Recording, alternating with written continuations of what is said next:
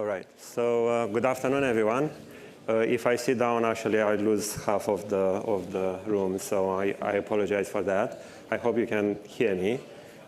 So first of all, I want to thank Brian and the Energy Institute for inviting us here again this year for talking about geothermal. Last year, I was on a panel. I was actually a speaker, a panelist.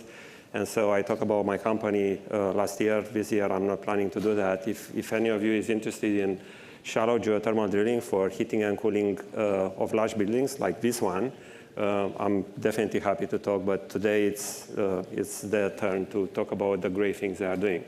And so let me introduce the three panelists today. And then they have, everybody has about 7 minutes of slides to tell you more about what they are doing.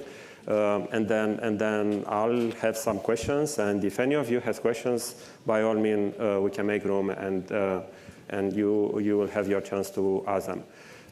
All right, so the first panelist today is Drew from Austin, also from University of Texas at Austin. So.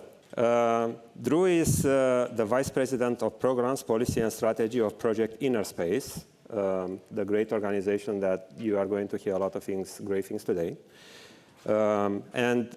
So he works to catalyze advanced geothermal to provide clean, firm energy and industrial heat, as well as zero carbon solutions for heating and cooling of buildings. Drew has over 20 years working on energy and climate issues, finding solutions that both reduce emissions and increase economic development. Most recently, Drew ran the Climate and Clean Energy Program at the Katina Foundation. And before that, Drew served as the Clean Energy Program Officer at the Cynthia and George Mitchell Foundation here in Austin. Before working in philanthropy, Drew ran Environmental Defense Fund's international efforts to work with governments and companies to cost-effectively reduce global methane emissions from natural gas production, distribution, and use. So not only geothermal, Drew. Prior to that, Drew also worked for the US Department of State on international climate negotiations.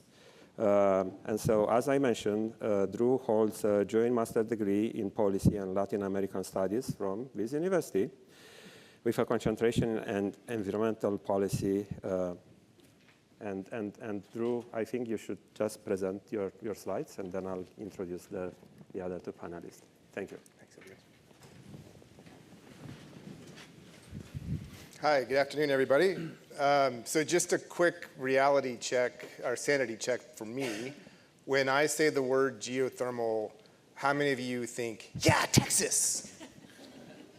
Matt Welch does. A couple others. All right, great. Well, so we will have failed as a panel if at the end of this session you all don't leave that room saying, yeah, Texas, when it comes to geothermal. So most people, when they think of geothermal, they go, okay, yeah, great, that's wonderful for Iceland, maybe parts of California, and it's wonderful to take that heat from the earth and turn that into power, but I don't live in Iceland, so what else you got for me? But there's a huge amount of potential that we lose when we have that framing. And traditionally, it was frankly an appropriate framing, right? But with the significant developments that we've had from the oil and gas sector due to the shale boom, we can now unlock access to that heat anywhere on Earth, and not just in those very few places on Earth like Iceland where that hot water is close to the surface. So because of directional drilling, because of new drill bits, because of hydraulic fracturing, we're able to do things that we couldn't do previously in the geothermal space. And so that unlocks what's called next generation geothermal. And there's kind of two major flavors of that. There's EGS for enhanced geothermal systems and AGS for advanced geothermal systems. And so because of those advances in the oil and gas sector, you can now use these two approaches and get heat anywhere on the world, which is really cool. And you go from geothermal in a few places to geothermal anywhere. And it's not just me up here saying you can do geothermal anywhere.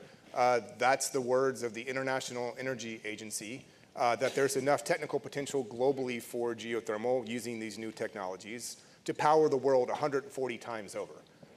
That's a big deal. That is a lot of energy that we're sitting on top of, and that energy has a lot of benefits, which I'll talk about in just a second. But there's some other kind of choice quotes from that study, which came out late last year, including that geothermal has the potential to be cost competitive with solar plus storage, and that the real key to moving forward with geothermal is to leverage the know-how from the oil and gas sector and help drive down costs. And we have a case in point of that right here with Silviu, and I'm sure there might be others in the room, where they're leveraging their oil and gas expertise to figure out how we can do better in the geothermal area. And so what does geothermal anywhere look like? So this is just a fun little animation that is based on the IEA report for which my organization, Project InnerSpace, did all of the analysis, looking at kind of where do you have potential at what depths. And so that first one is basically where you have potential today, and then you go down to 13,000 feet, which is about where most oil and gas wells are, and somewhere in that neighborhood, and you have a whole lot more potential. And then you can get down to 22,000 feet where there are oil and gas wells at that depth, but the cost is too high today to do geothermal at that depth. But you see just how much of the world is opened up to geothermal at that depth, and it's pretty stunning. And so in a world in which we're going, how are we going to power data centers? How are we going to power parts of the world that don't have ready access to electricity? Geothermal can be a really important part, if not the answer to that question. And so, I like to say that there's a lot that geothermal does, but again, it's not my words. This is the Department of Energy, where geothermal literally checks every box that you would want from an energy source. And that is a huge advantage that geothermal has. I love wind and solar, but it's not 24/7 firm. I love the fact that you can use oil and gas expertise and bring that into the geothermal sector. I love that there's no OpEx, or hardly any OpEx for geothermal, so a company can know that the price that they're going to pay for their power or for their heat isn't going to be subject to global price swings. Those are really great advantages that geothermal brings to the table.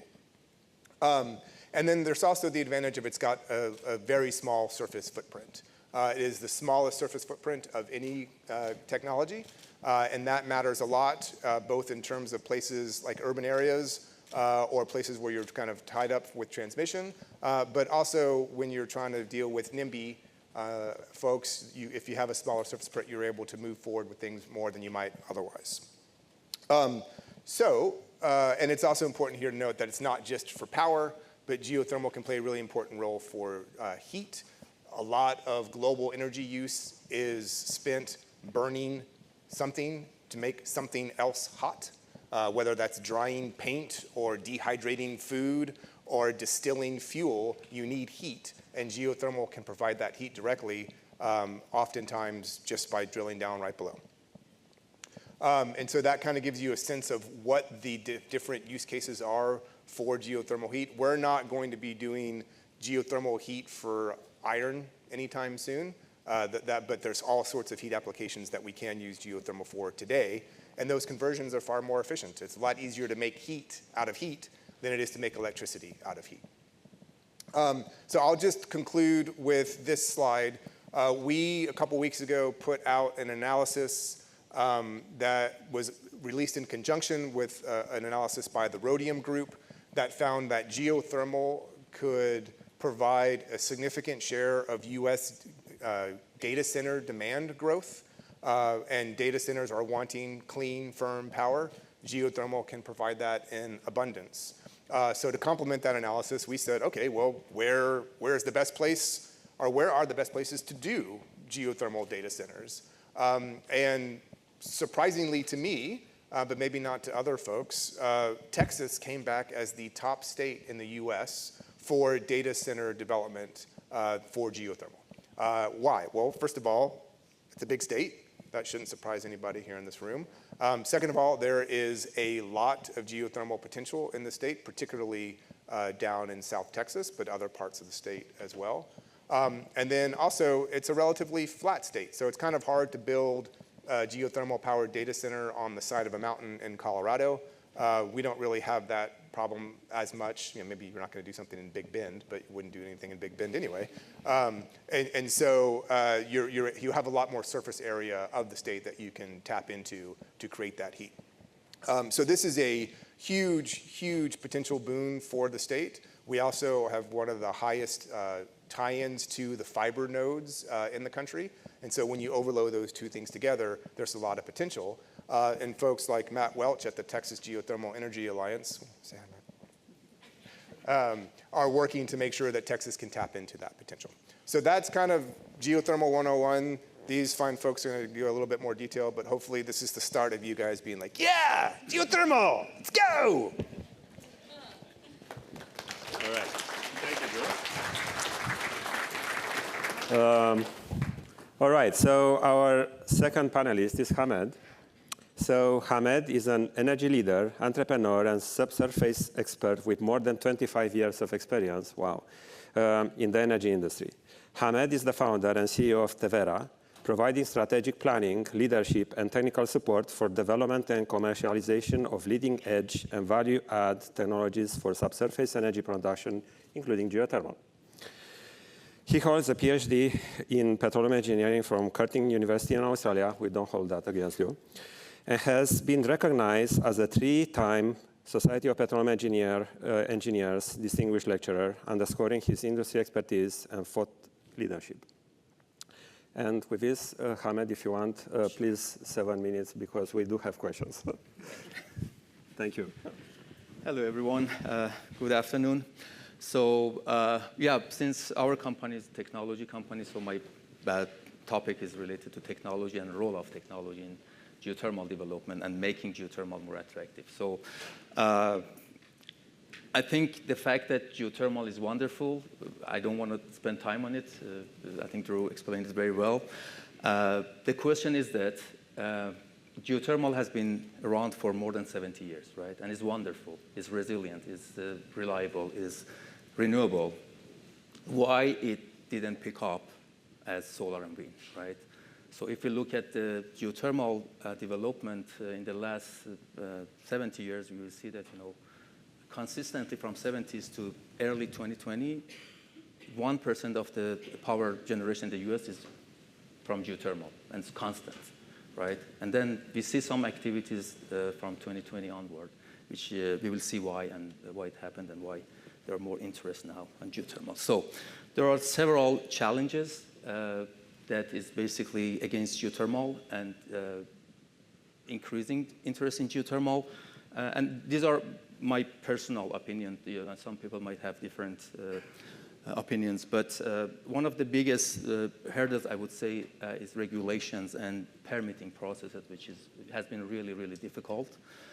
And I think probably technology doesn't have any role here. It's mainly government to take care of this, and there are activities that started from the previous administration to make the permitting for geothermal much easier and faster. And I hope that, I mean, I'm pretty sure it will increase under the new secretary. The second problem is and the biggest one probably is the economic and investment in geothermal, which has not been significant since 70 years ago. So, yeah, upfront cost for geothermal is high, and payback is typically delayed, right? So, can technology help with this? I would say yes, technology is the key to tackle this problem, and there are several technologies out there under development that they're really targeting reducing the cost of geothermal development and increasing the attraction of the economics of it. Techno-economics is very important for any technology development, including geothermal, and I think it should be focus of a lot of research going forward to improve the economy of geothermal development. So, geographic limitations. Again, going back to Drew, people think Iceland and California are the location that have geothermal. Is not right.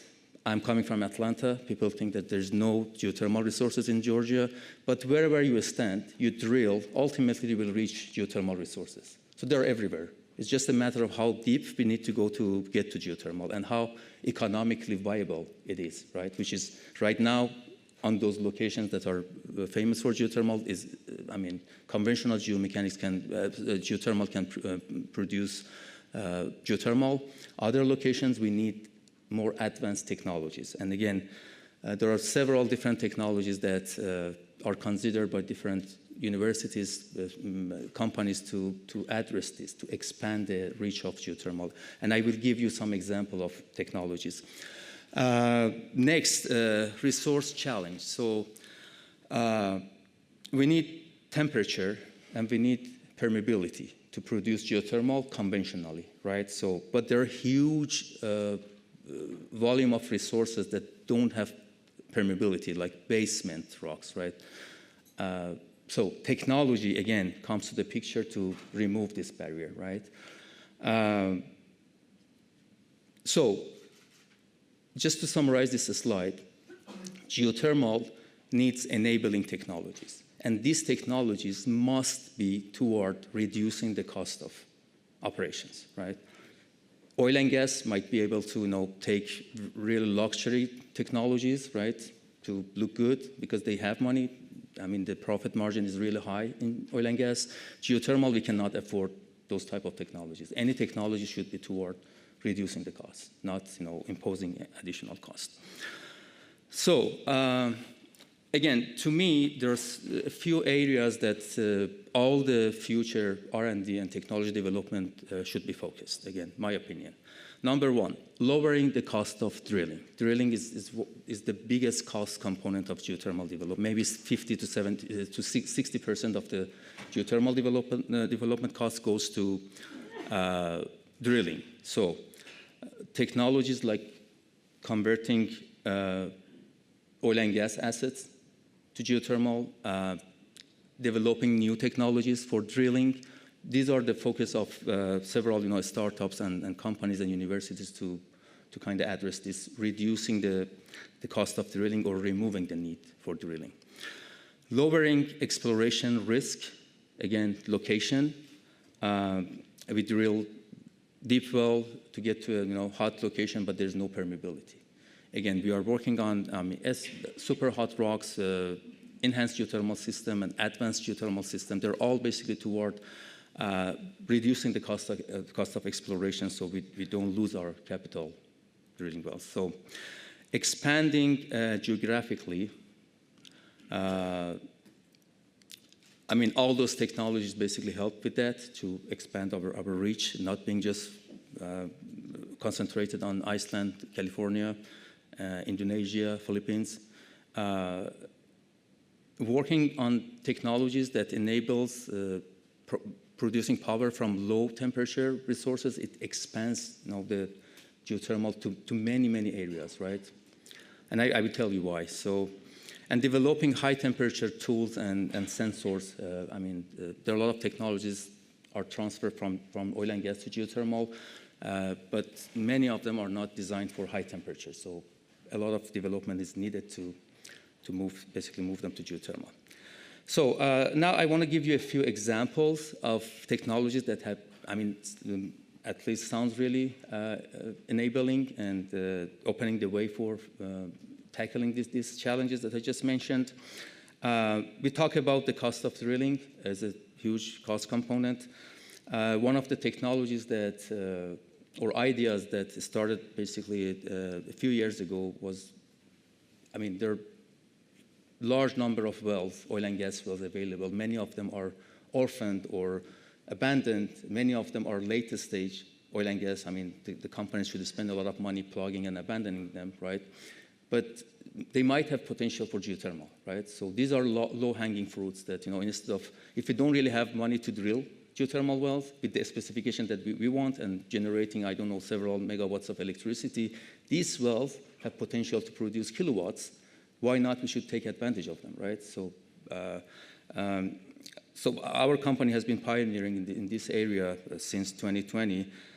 One of the things that we very soon identified is that people actually, one of the risks associated with this is selecting the wrong oil and gas wells, because most people look at the temperature and fluid flow.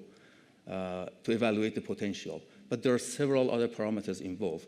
So we developed a tool called converging that looks at more than 100 parameters from subsurface, reservoir, geology, quality of the well integrity, all the way to the surface facilities, the infrastructure, and even market around the oil field to do a full techno-economic analysis and identify even what's the price of electricity that we can generate from these oil wells, right? So this way we try to de-risk this type of activities to make sure that people don't waste their money on this. And so this type of technology, I'd really call it real meaning of energy transition, going from oil and gas to clean energy. So it's exactly what we are doing here, converting what some people call it dirty energy to clean energy. I don't like this term because, anyway, so new drilling technologies. There are several new technologies concept that people are discussing out there. I'm just giving examples. I'm not promoting any companies or any technology here, just to give you examples. Quaise is developing a totally different concept for drilling. Instead of using bits, rotary bits to drill the well, they melt the rocks using millimeter wave. So they have been quite successful in raising money, but I mean I think the whole geothermal community is waiting to see when they drill the first well using this technology. So a lot of additional costs that oil and gas industry historically have been absorbing was because of the subsurface risk during drilling, during hydraulic fracturing, during production, which is related to the mechanics of the earth. So we have a discipline called geomechanics that have been historically helping oil and gas industry save billions of dollars, more than $15 billion every year to save basically on non-productive time during drilling, on the lost stages for hydraulic fracturing for shale gas development. I'm a geomechanicist, and with confidence, I can say that what geomechanics has been doing for the industry has been probably 10% of its potential. So it means we are underusing geomechanics. And why? Because it is heavily dependent on logs, availability of well logs, that are costly operations, and they're only available in the reservoir. So the risks associated with drilling are everywhere. We drill horizontal wells, we drill in the overburden section. So those risks cannot be addressed by geomechanics because of the dependency on the logs. So at TEVERRA, we developed a technology called DDG, drilling dynamics geomechanics. So we can extract all the geomechanical properties and model the subsurface mechanics using drill bit vibration, the data that are available always at almost no cost to the operators. And so we can have geomechanical models from surface all the way to the end of the well and de-risk this type of, the technology has been tested and applied in the oil and gas industry, and we are trying to bring it to geothermal to help also geothermal operators to drill safer and with minimum cost.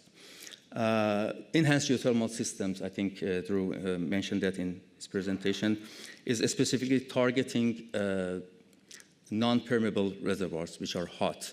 And with conventional methods, we cannot produce heat from them.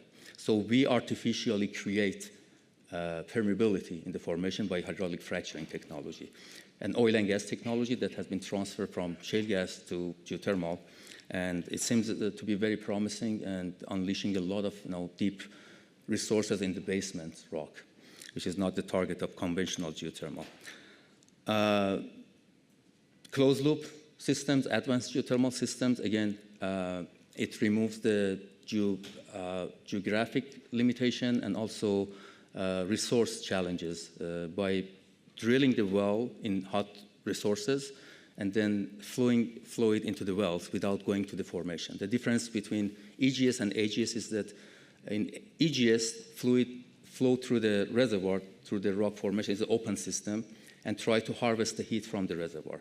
So it's very efficient. It has pros and cons. Closed loop try to minimize the risk of complexity of subsurface by just flowing the fluid into the well, right? And it has its own challenges as well. So again, two different type of ideas and technologies that are changing the face of geothermal industry. So as a summary, Of course, geothermal has a lot of potential, right? It has a lot of advantage over other renewable energy sources, but there are challenges that needs to be addressed, and technology play a major role, like to tackle basically economic constraints and technical difficulties. So, yeah, advancement in technology is the key to take the geothermal initiative forward. And although there are many companies working on different aspects of technology development, there are thousands of other areas, technology dead ends, I call them, that is still, I mean, there are opportunities for young generation, new graduates from schools to basically create ideas and try to address those challenges. Thank you very much. Yeah. Thank you, Ahmed. All right, and our last speaker today, our distinguished panelist, is Lucy. As the Chief Commercial Officer of XGS Energy, an advanced geothermal technology and project developer, Lucy is responsible for the company's global project pipeline, financing, and business development. Lucy joined XGS in 2022 as VP Strategy, and prior to that, she served as a principal at Boston Consulting Group, where she specialized in the energy, climate, and sustainability and public sector practices. At BCG, Lucy led technology studies and investment strategies for energy developers, utilities, and large-scale energy consumers. She holds a PhD in chemistry from the University of California, Berkeley, where she authored over 25 technical papers in material science for energy and computing applications. Lucy, thank you for being here with us, and looking forward to your presentation. Thank you.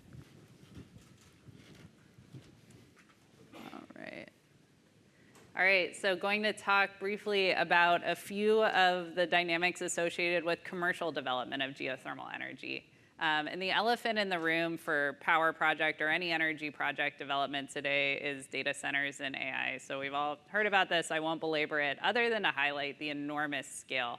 So this is a Goldman Sachs forecast, but a number of folks have posted aligning forecasts, including likely a few developed here at UT, that are forecasting up to 1,000 or even higher new terawatt hours per year of data center energy use. And just to give you a sense of what this looks like, as a point of comparison, all US residential energy use, every house in America is 1,500 terawatt hours a year, right? So we're talking about the equivalent of adding every house in the US back on top in terms of new energy requirements, new energy project developments.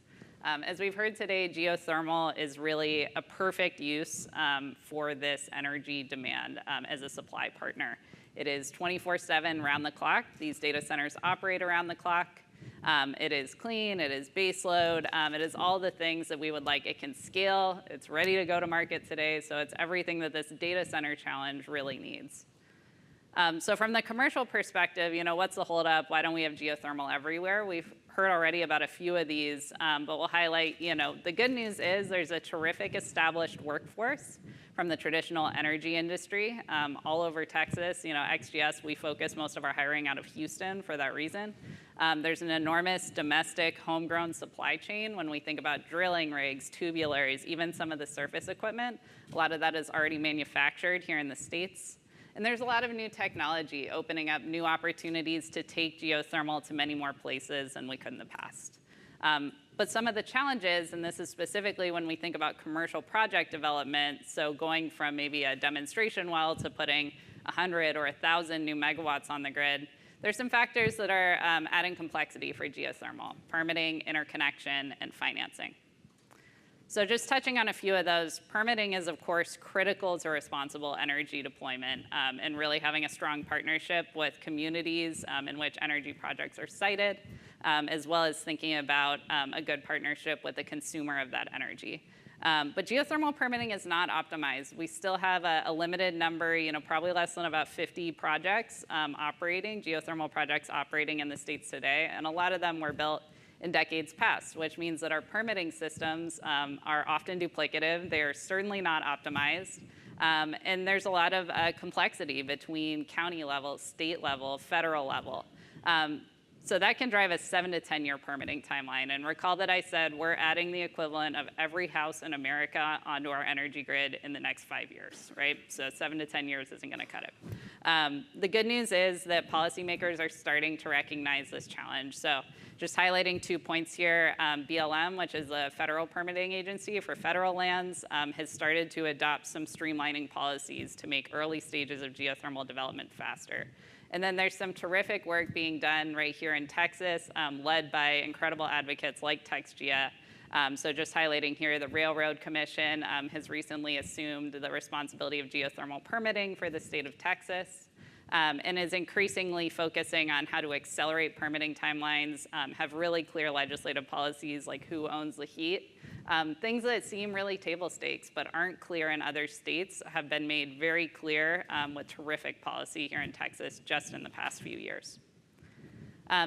Thinking about the next piece of the puzzle for commercial development, interconnection, right? So connecting this energy to the grid. Those of you who already work in energy will know this is a challenge, but we're typically, again, seeing timelines of 50 to 60 months to interconnect into the grid.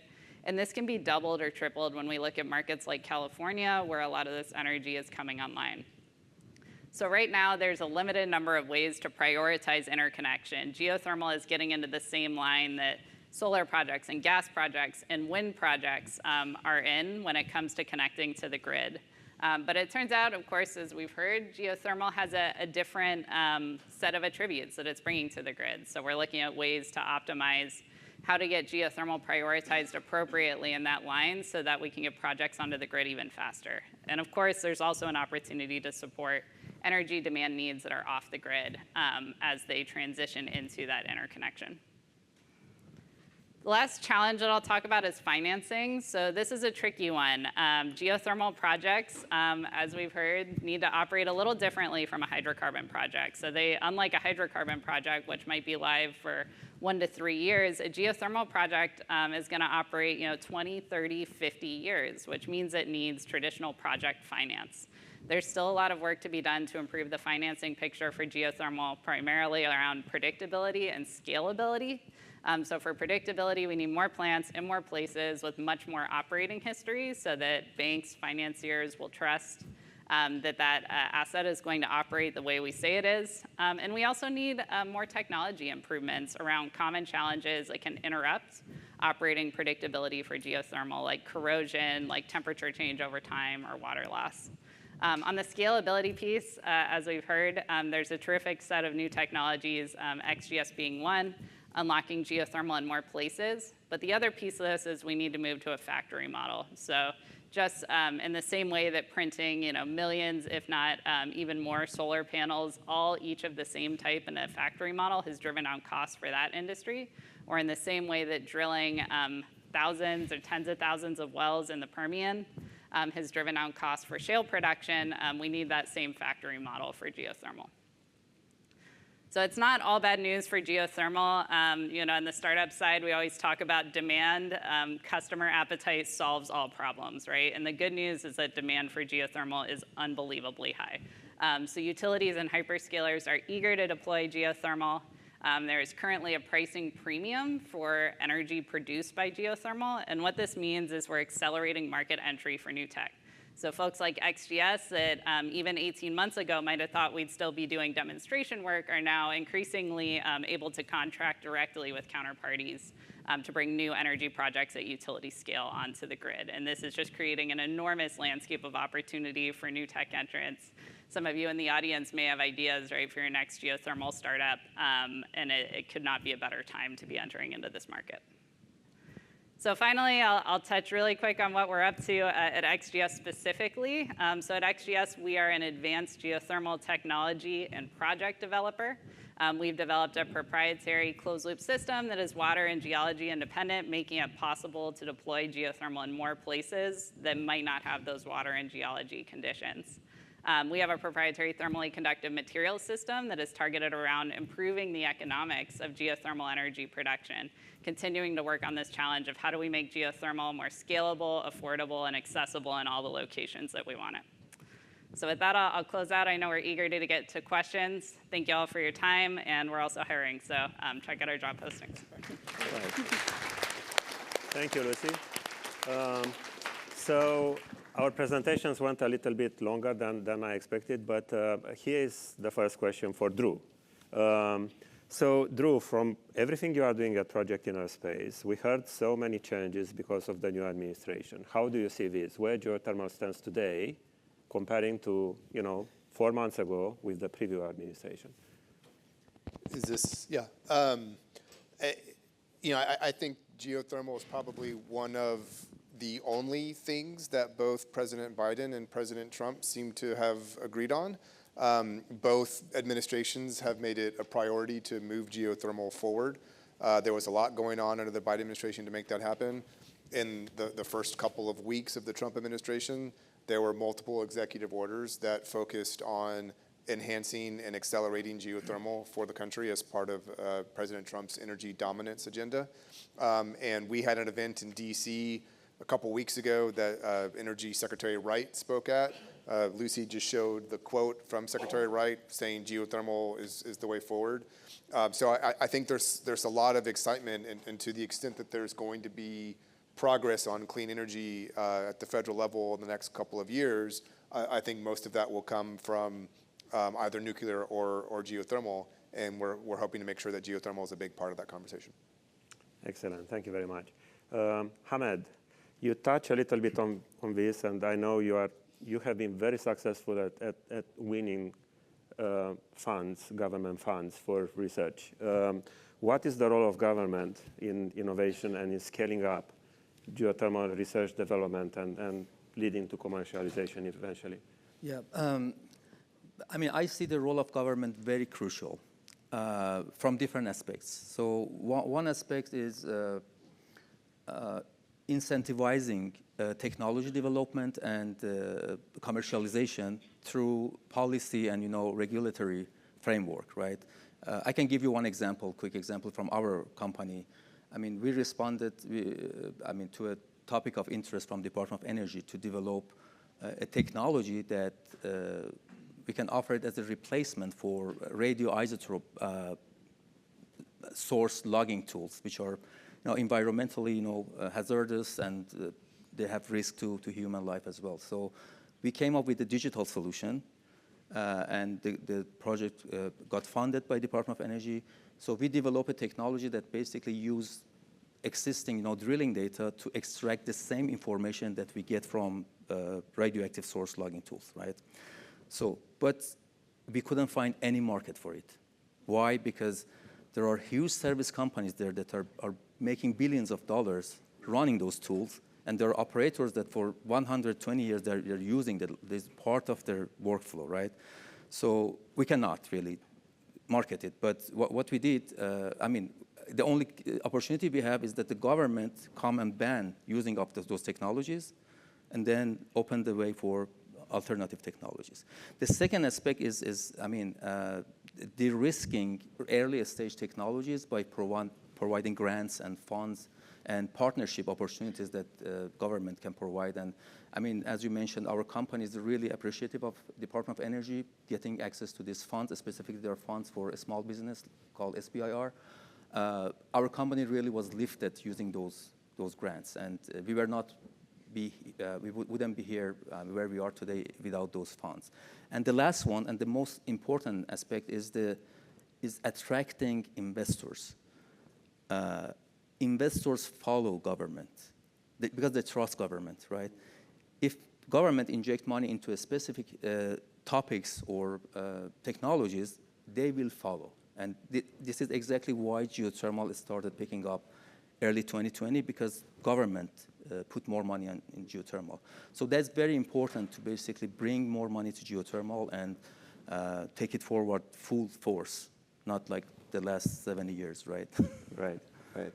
Thank you, Hamed. This is great.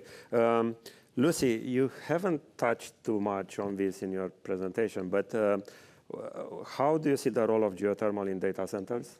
I know it's a very common topic among the geothermal startups. So.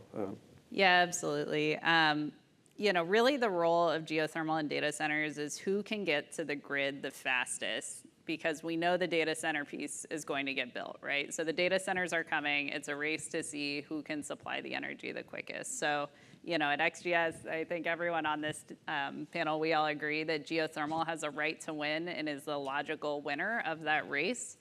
With the workforce, with the supply chain being home-based, you know, many of the challenges for other technologies, even much more mature technologies, you know, are experiencing timeline challenges. So I think what we're most excited about is just getting into the race and building as fast as we can.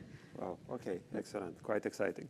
I do have many more questions to ask you, but we have time for only one question. So yes, here you go. Thank you. Great topic to be discussing here. I'm just curious, if geothermal has so many opportunities, why the oil and gas companies are not really scooping those up? Who wants to take it? I can take a first crack, but I'm sure everyone on the panel would have a great answer to that. I think they are. You know, it's not as widespread as I think it should be. But you look at oil and gas investments in geothermal today versus last year versus 5 years ago, and there's a really interesting and important trend line there that they are making those investments. Not every company, but there are lots of oil and gas companies that have invested into geothermal startups. There are lots of people with oil and gas backgrounds like Silviu that are working for geothermal startups. You know, Energy Secretary Wright was an investor in Fervo. Right? So we need more of that. We need to 10x that.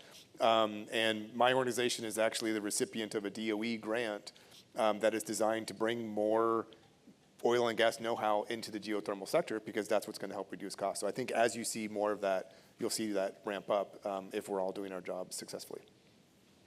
Thank you, Drew. That's great. I any think... other? No, go ahead. If Hamed or Lucy want to add something. Maybe a small comment here. I mean, while the movement has started, as Drew said, but I'm totally agree with you that, I mean, several major oil companies, they showed more interest in solar or wind rather than geothermal.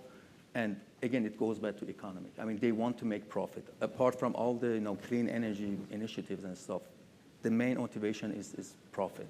And geothermal today is not as profitable, you know, as other, you know, renewable energies.